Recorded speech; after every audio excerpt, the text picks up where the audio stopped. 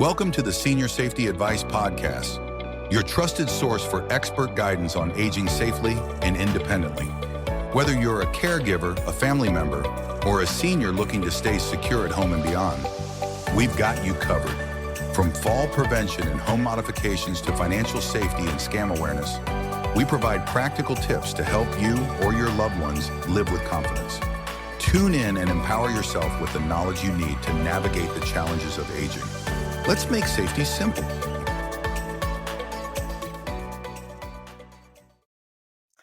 Hey everyone, welcome to the Senior Safety Advice Podcast. I'm your host, Esther Kane.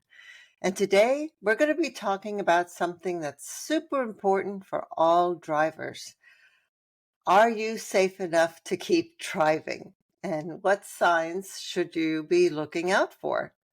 Now, whether you've been driving for years or you just got your license, it's always good to check in on your driving skills and habits. So let's take a look.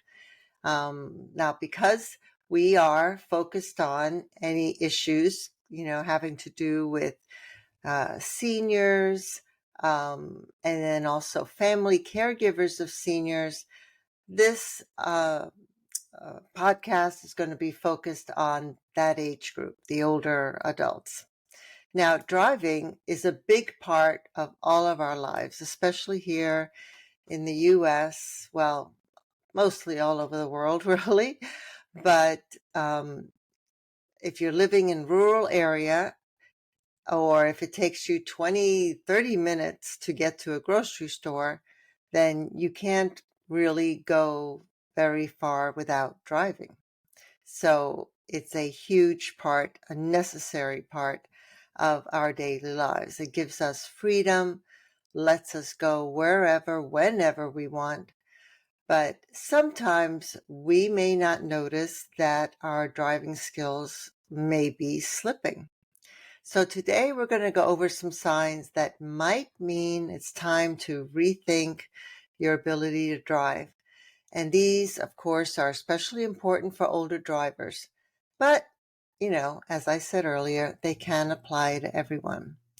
So sign number 1, missing traffic signs.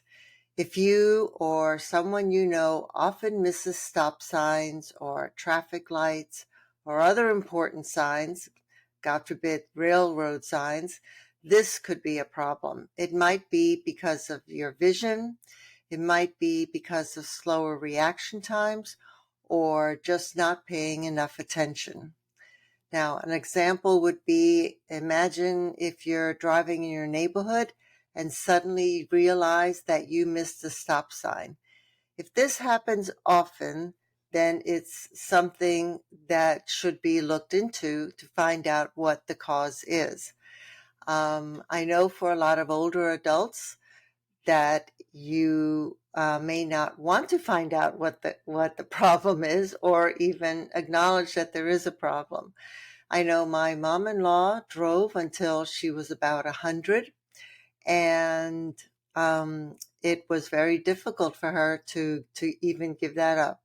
But at that age, she should have really not been driving. I remember her telling me a story where she went down to the parking lot where her car was, and she noticed that, there were just all these scratches and dents in her car. And she didn't really know why they were there. But at least that's what she told me. I think she may have known, because what she would do is she would take her nail polish and she would cover up the scratches with her nail polish. So, of course, she didn't want anyone else to know. But I think deep down inside, she knew she just didn't want to admit it, and mostly didn't want to give up driving, which, of course, is very difficult for anyone. All right, sign number 2. If you have trouble staying in your lane, that may be a sign that it's time to get reassessed.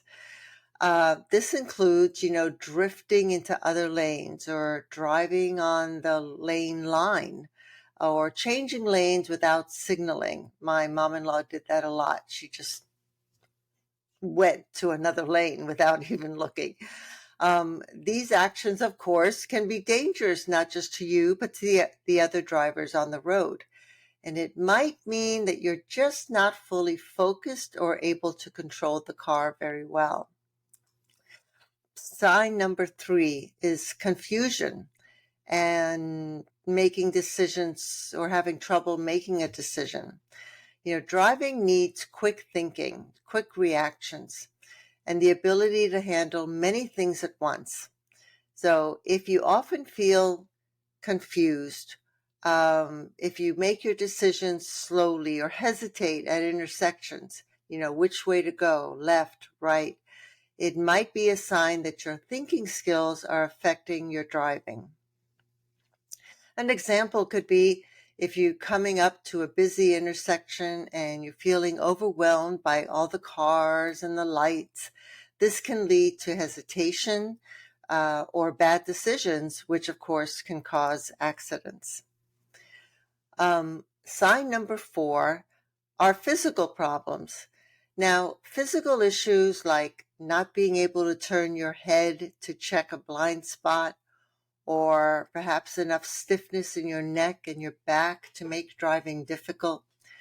Also, arthritis in your hands, not being able to grip the wheel very well, any difficulty with your feet or ankles, not being able to press the gas or the brake hard enough, and even not being able to just simply move from the gas pedal to the brake pedal. These problems can make it certainly tougher to take the action that you need to take while you're driving. Sign number 5. If you feel anxious or stressed while driving, I know my father-in-law gave up driving because of this issue. He would often get lost while he was driving, didn't quite know which way to go, left, right. So it would make him anxious and stressed, and as a result, he would make wrong decisions while he was driving.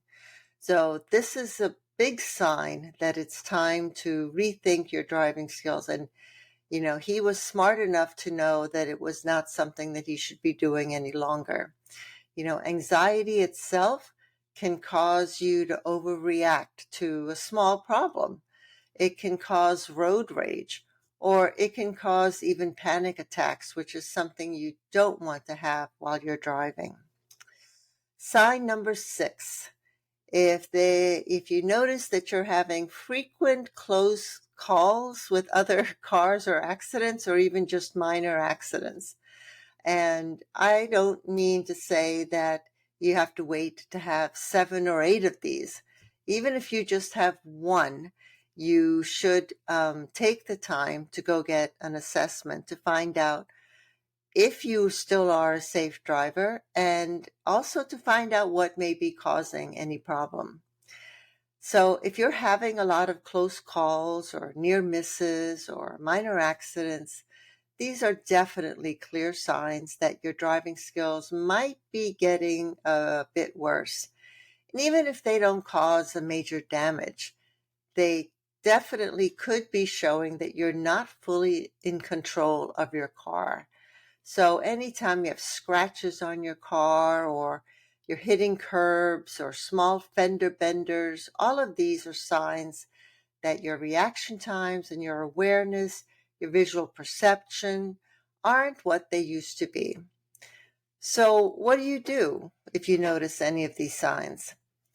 So one, you should be getting a professional driving assessment. And this could be done by a driving instructor, and it could also be done by certified occupational therapists who are certified to be driving instructors. And the occupational therapist might be a better fit for older adults because they can identify or help you identify what issues may be causing the problems, or at least they can get you to the right professionals to assess what the problem might be.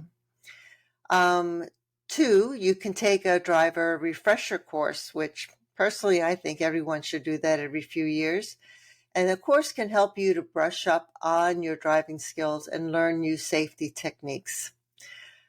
3, you can speak with your physician about these issues that you may be having, or you're worried, or maybe you had a minor accident or a close call.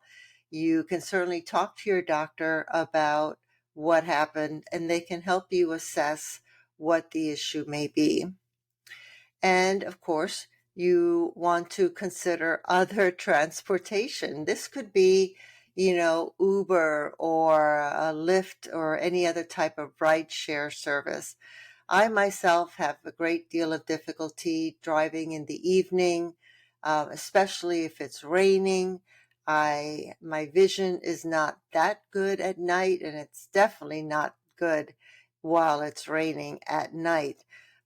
So if I have to go anywhere in the evening, I take an Uber or a Lyft to get there and to get back home. It's just a way of keeping myself safe and keeping others on the road safe. I mean, there's no doubt that driving is a key part of most of our lives. But at the end of the day, safety should always come first. So regularly checking your driving skills, watching for warning signs, all of these can help to prevent accidents and to help keep you safe and to help keep others on the road safe. And I hope that these tips help you. And I do hope that if you find yourself in any of these situations, that you do seek the help that is available out there so you can stay safe. All right, so that's all for today's episode. Thanks for listening. If you found this helpful, please share it with your friends and your family. Don't forget to subscribe to the podcast for more tips. And until next time, drive safe and stay safe. That's it for today's episode of the Senior Safety Advice Podcast, helping you and your loved ones stay safe, independent, and informed. If you found this episode helpful, be sure to subscribe and share it with others who could benefit. For more expert tips and resources, visit seniorsafetyadvice.com. And remember, staying safe starts with staying informed. Until next time, take care and stay safe.